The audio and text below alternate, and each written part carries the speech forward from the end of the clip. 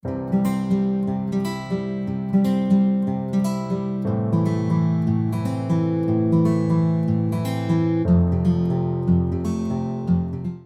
que alegria.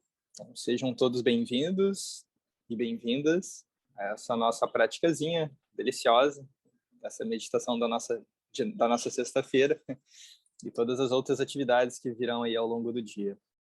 Muito bom a gente ter dias assim, para a gente poder meditar um pouquinho, fazer algumas posturas, umas práticas de yoga, depois relaxar um pouquinho com o Nidra, enfim, muita gente reunida, né, para um bem-estar coletivo. Isso é maravilhoso, a gente poder fazer isso. Eu sou o professor Rafael Bini, estou aqui hoje também como um aluno, mas compartilhando alguns ensinamentos que eu recebo através dos meus estudos de budismo. Então, desde que a gente iniciou as nossas meditações aqui no Eva, eu tenho seguido, né, algumas orientações e em colocado em algumas meditações que nos levam a uma vida mais significativa, ok? Essa frase feliz e significativa não é minha, é o subtítulo desse livro, que eu gosto de sempre mostrar, para mostrar referência. Então, talvez esteja aí ao contrário, né? Mas é um novo manual de meditação. Meditações para tornar a nossa vida mais feliz e significativa. Tem que deixar Kyamuni aqui na capa, porque esse é um livro budista. Essas instruções, elas são budistas, mas elas não são só para pessoas budistas. Na verdade, elas são instruções para todos colocarem em prática, sejam budistas ou não, até porque são instruções, são práticas para o nosso dia a dia e que podem efetivamente nos ajudar a resolver os nossos problemas humanos. Na continuidade, então, das meditações que a gente vem fazendo, a gente está subindo os degraus, vamos colocar assim.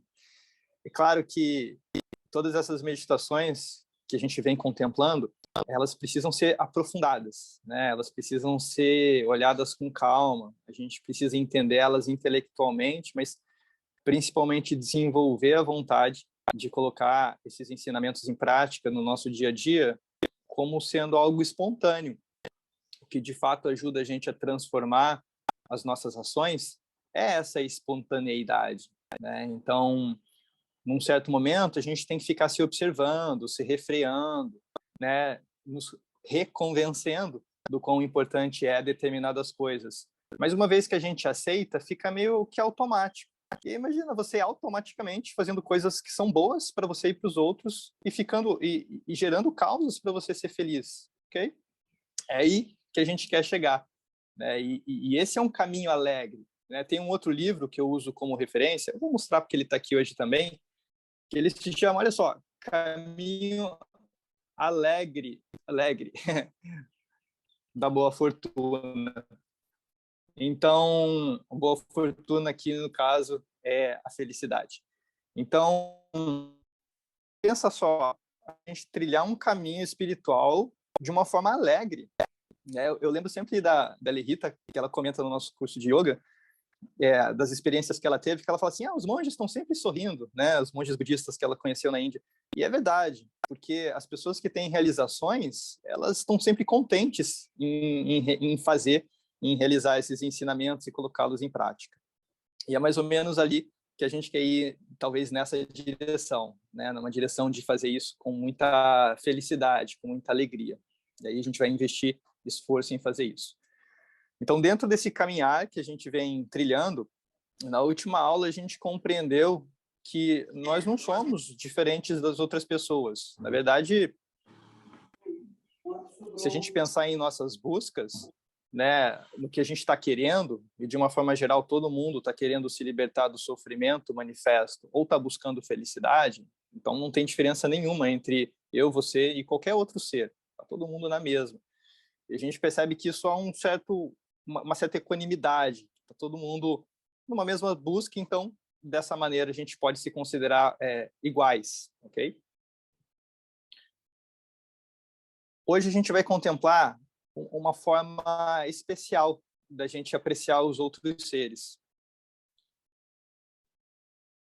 toda a nossa felicidade é de Shantideva. Toda a nossa felicidade vem do nosso desejo de que os outros sejam felizes. Essa é uma frase bem profunda e a gente precisa contemplar com bastante cautela. Toda a nossa felicidade vem de desejar que os outros sejam felizes. É interessante isso, né? A gente vai estudar ela um pouquinho, a gente vai meditar nela um pouquinho mais na frente. Mas hoje, pensando nisso, se a nossa felicidade vem de desejar que os outros sejam felizes, então a gente precisa se importar com os outros. E Buda nos ensina uma forma muito especial da gente considerar as outras pessoas, os outros seres de uma forma geral. E ele diz assim, devemos considerar os seres como se eles fossem as nossas bondosas mães, né? Aquelas pessoas que tiveram um carinho um carinho especial com a gente, né? Desde a gestação até na forma de cuidar da gente enquanto criança e assim por diante. Então a gente precisa reconhecer esses seres como se eles fossem as nossas bondosas mães. Daí a gente pode se perguntar, mas como isso? Como que isso é possível? Bom, esse é um entendimento muito profundo que a gente deve realizar. O Buda explica perfeitamente uma forma racional da gente entender isso. E eu não vou ter tempo, talvez, para expor tanto. Mas a gente pode pensar com a seguinte reflexão. O samsara, esse morte, renascimento, contaminado e de sofrimento, ele existe, vamos falar assim, há muito tempo. Há tanto tempo que costuma-se dizer que é desde tempos sem início. E se a gente está nascendo e morrendo, nascendo e morrendo, nascendo e morrendo há tanto tempo, um tempo incontável, segue-se que a gente teve incontáveis mães, certo? Se a gente deu várias vezes, a gente teve incontáveis mães. E onde estão essas nossas mães hoje? Então, essas nossas mães hoje são todas as pessoas e os seres que estão à nossa volta, que ainda não se libertaram do samsara. Então, ele nos mostra, de uma forma muito prática, e como eu disse, precisa aprofundar um pouco mais esse entendimento, que todos os seres, de alguma forma ou de outra, acabaram sendo nossas mães em vidas passadas, ok? Mas o ponto não é a gente se convencer necessariamente disso, o ponto é a gente tentar observar as outras pessoas com o mesmo carinho, né, que a gente olha para a nossa própria mãe. Porque, pensa juntos comigo, como não seria diferente as nossas relações. É lógico que as pessoas que a gente gosta, as pessoas que a gente tem amizade, as pessoas, né, que nos beneficiam, é mais fácil a gente ter carinho para elas e considerá-las. Mas aquelas pessoas que são indiferentes para nós, né, ou aquelas pessoas das quais a gente não gosta, imagina se a gente considerar assim, de uma forma carinhosa,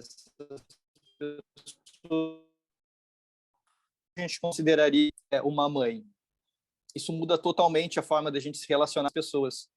Eu até estava comentando agora cedo aqui com a Samira, a gente viu um filme recentemente, e nesse filme, sei lá, é um filme bem bobinho, mas tinha assim o chefe, né, e o funcionário. Eu acho que tem alguém com o microfone aberto, eu vou pedir para fechar, que atrapalha um pouquinho. Tudo bem? Obrigado.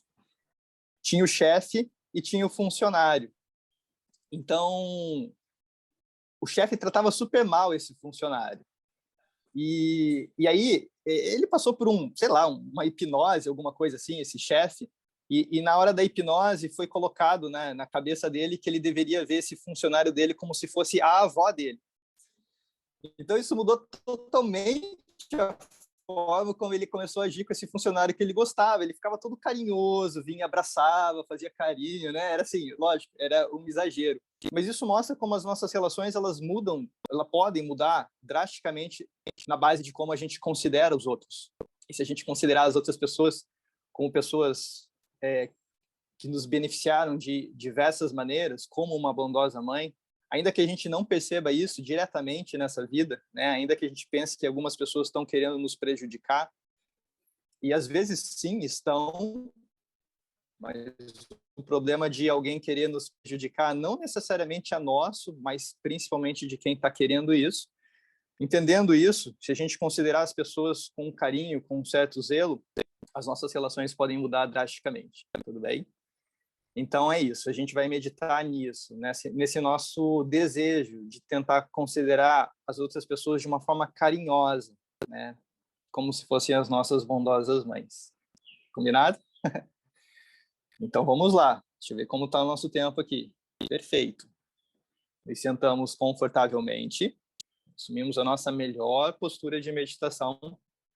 E a melhor postura de meditação é aquela que a gente consegue manter a característica principal, que é uma coluna ereta.